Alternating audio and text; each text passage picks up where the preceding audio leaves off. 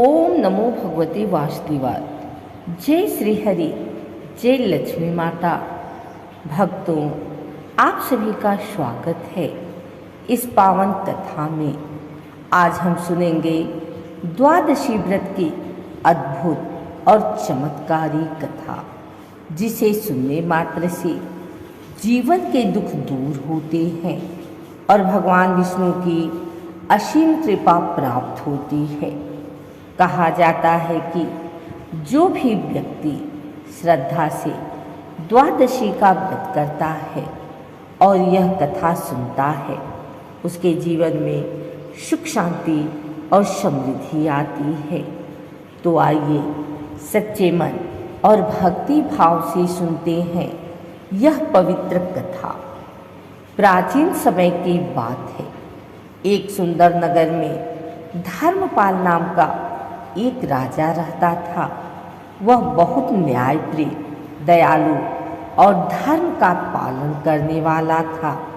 लेकिन उसके जीवन में एक बड़ी समस्या थी।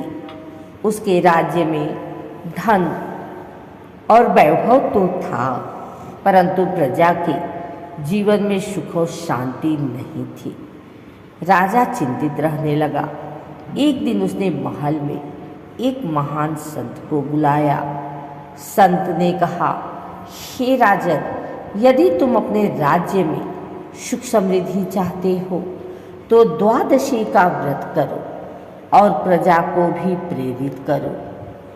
विष्णु नाम जो लेत है मिटत सकल संताप, द्वादशी व्रत जो करे मिटे जन्म के पाप। राजा ने संत की बात मान ली। उसने पूरे राज्य में घोषणा करवा दी कि सभी लोग द्वादशी का व्रत करें। धीरे धीरे पूरे राज्य में भक्ति का वातावरण बनने लगा। लोग भगवान विष्णु की पूजा करने लगे। कुछ समय बाद राज्य में चमत्कार होने लगे।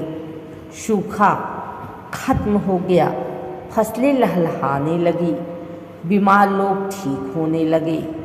राजा यह देखकर आश्चर्यचकित रह गए। एक दिन भगवान विष्णु स्वयं उसके सपने में आए और बोले, हे राजन, तुमने द्वादशी व्रत का प्रचार करके बहुत पुण्य कमाया है। अब तुम्हारा राज्य सदा सुखी रहेगा। हरि कृपा जब होए पर मिटत सकल संताप, द्वादशी महिमा बड़ी हर लेती सब पाप। उसी राज्य में एक गरीब ब्राह्मण भी रहता था। वह बहुत दुखी था और उसके पास खाने तक को नहीं था।